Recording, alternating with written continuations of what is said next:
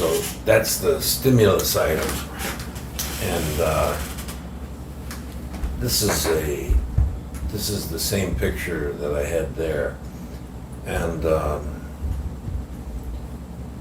let me just say, out of all the things and all the experiences that I've related to you here, the most significant, by far the most significant, dwarfing everything else, is the prosperity that Springfield achieved in the years that followed this. And that was due to the positioning that they ultimately were able to make.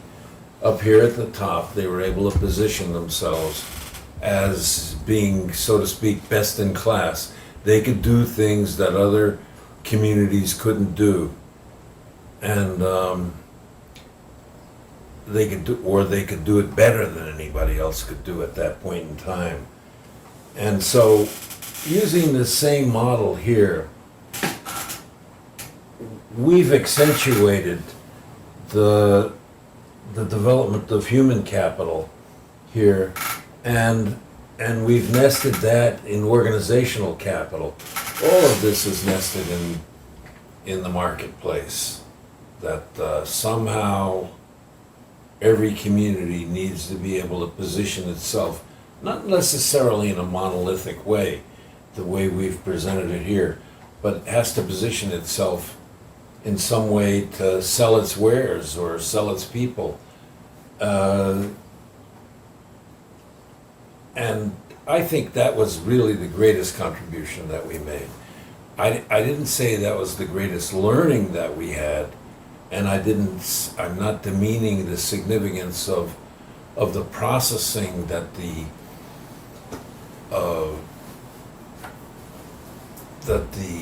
people were able to engage in, and the productivity of the organizations that they implemented. But ultimately, it had to culminate in some kind of positioning in the marketplace that would give it the kind of vitality it needed, the prosperity that it needed. So that was the point I just wanted to culminate there. At each of these levels, each new revolution, so to speak, serves to do two things to the previous revolution. One, to fulfill its potential, and two, to drive it. So that, for example, when the Industrial Revolution came in, it really ultimately helped fulfill the Agrarian Revolution's potential, agrarian civilization's potential, and it began to drive it with all the equipment and all the machinery that it could bring to bear in the Agrarian Revolution. The Information Revolution now serves to drive the Industrial Revolution that went before it, so that information technology is driving mechanical technology. And what we did in Springfield basically was nest these two, the mechanical and the information technologies, in human capital development, or human technology, which we in turn nested in organization. And each in turn became the actualizer and the driver of the revolution that it replaced, so to speak. So George and I were talking at the beginning of this session. I went back to readings on the Industrial Revolution and all kinds of things like that. Those are all with us. I mean, these revolutions are developmental and cumulative.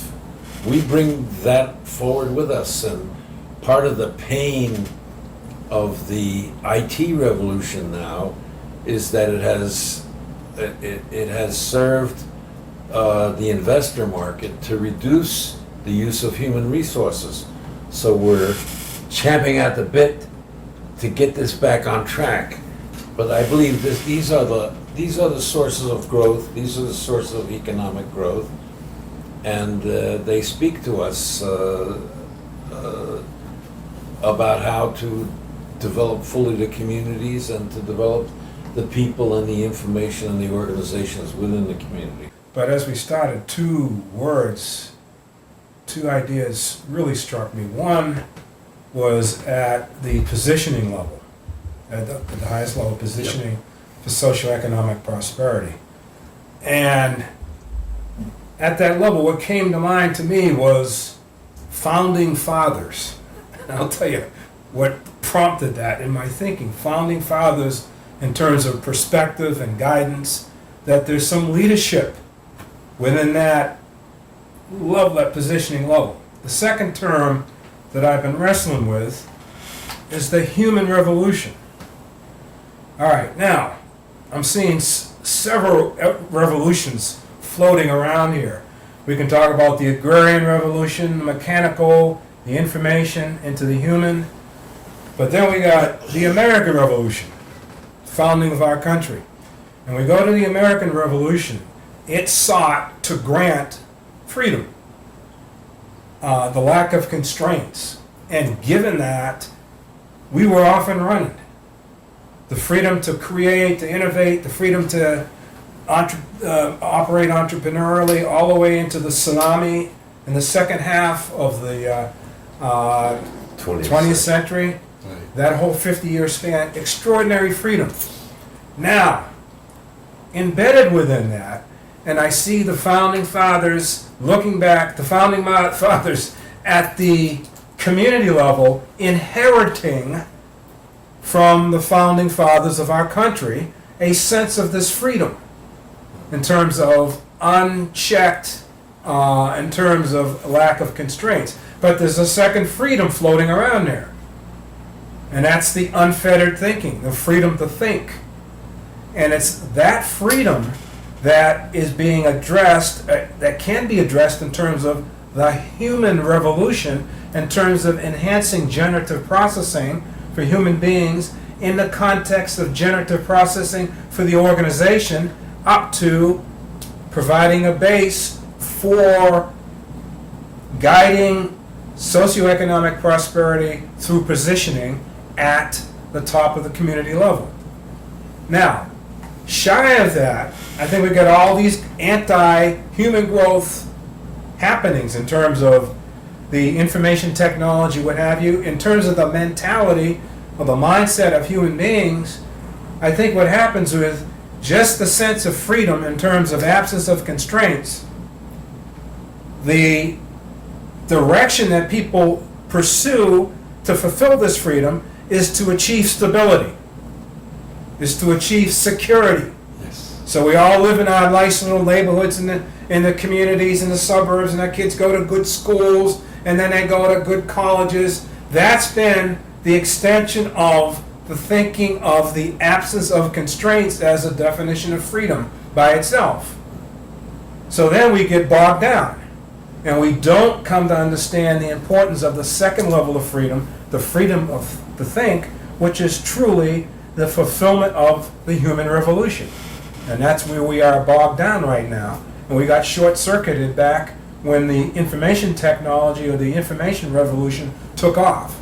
So I'm kind of bouncing around with those things, and what's striking me is that, man, we need the human revolution guided by community founding fathers who have the perspective, who have the direction, who have the understanding of the developmental and cumulative nature of the basic elements of growth.